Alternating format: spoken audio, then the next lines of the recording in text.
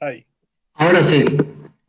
Bueno, muchas gracias antes que nada, Benjamín, por esta magnífica oportunidad de leer esta obra, de compartir con tantos amigos que tienes en Paraguay y en el mundo, admiradores también, seguidores.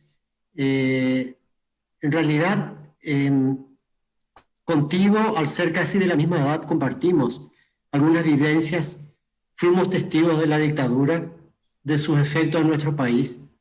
Vivimos fuera de nuestro país por muchos años y en varios países, hasta en algunos de ellos coincidimos, como en el caso de Ecuador.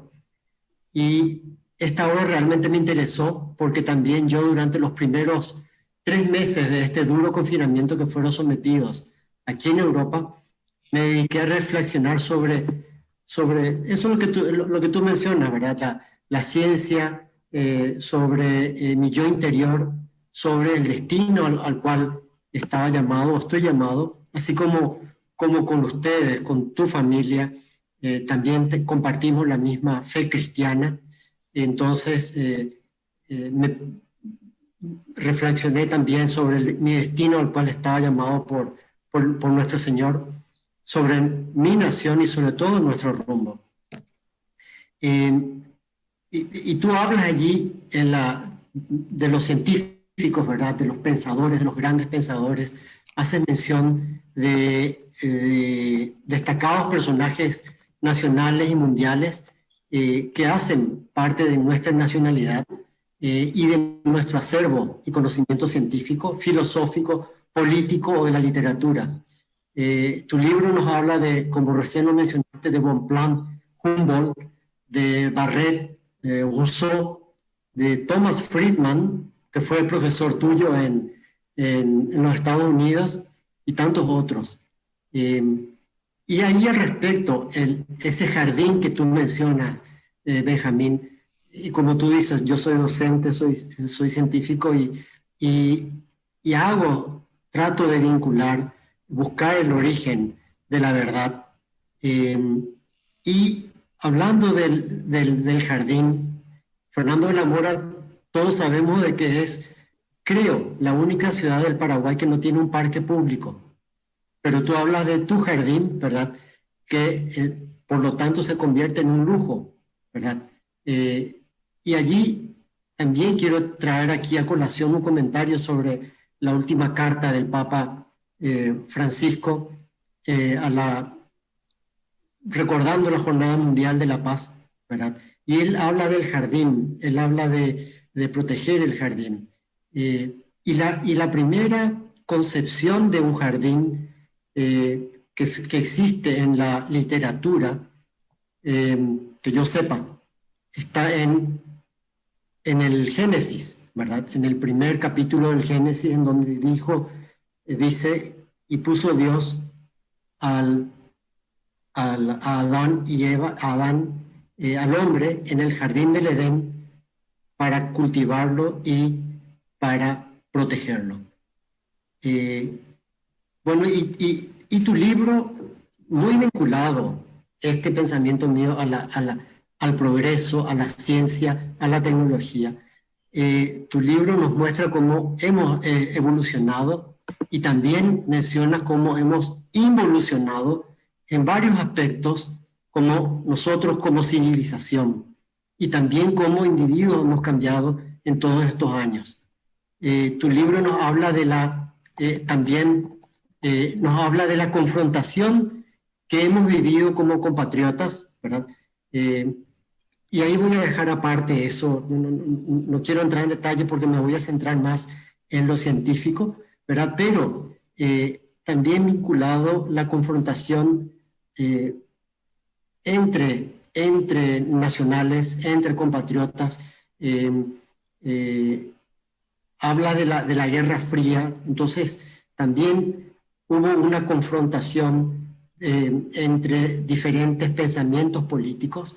Y ese libro, y tu libro nos recuerda que fuimos, como muchos, carne de cañón en la periferia geográfica del epicentro de la Guerra Fría, que fue aquí, justamente en esta parte de Europa. Eh, Tu libro nos recuerda lo ocurrido en Praga. Justamente es curioso mencionar que empecé a leer tu libro estando en Budapest, y en Budapest, también como en Praga, los jóvenes fueron aplastados en 1956 por los rusos, por los soviéticos, ¿verdad? Para aplacar ese pensamiento. En el caso, con relación a la, al aspecto científico,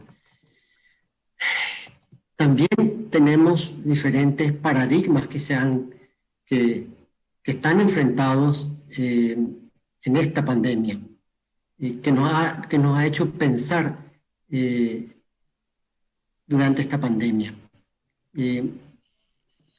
La historia contada por unos o por otros no siempre es lineal y tampoco es verdadera. Está simplemente tratada o destinada a tratar de explicar y teorizar con algunos matices lo que fuimos, lo que somos y lo que vamos a hacer. Entonces, ¿cómo explicar de forma racional lo que es irracional? ¿Cómo explicar las barbaridades? Ahí mencionas en tu libro de Pol Pot, de Mao. Menciono Mao porque también la cultura y la ciencia en su civilización, en su revolución, fue destruida. De Stalin y los Gulag, de Hitler y el nazismo, de la corrupción que corroe el mundo desde que Adán y Eva fueron puestos en el jardín del Edén. ¿Cómo explicar la irracionalidad de un seccionalero que escupe a un humilde empleado que cumple con sus reglas de trabajador? Y como dices en tu libro, lo que queda era evadirnos. Sin embargo, la pandemia llegó para desmoronar todos esos paradigmas que parecían inmutables. La gente no quiere evadirse, la gente quiere enfrentarse, ¿verdad? También en tu libro me hizo reflexionar cómo se está viviendo en Europa la absurdidad del suicidio. Y menciono el suicidio y qué tiene que ver con la ciencia, porque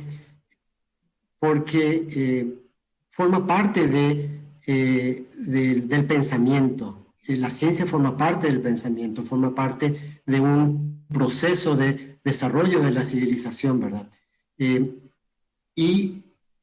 Como dije, la absurdidad del suicidio, explicado por Camus en el libro El mito de Sísifo, en donde se le da un ropaje, y aquí, como digo, en Europa se da un ropaje jurídico humanista al suicidio asistido, en otras palabras, la eutanasia, legalizándolo. Y menciono todo esto porque compartimos la misma fe cristiana, ¿verdad?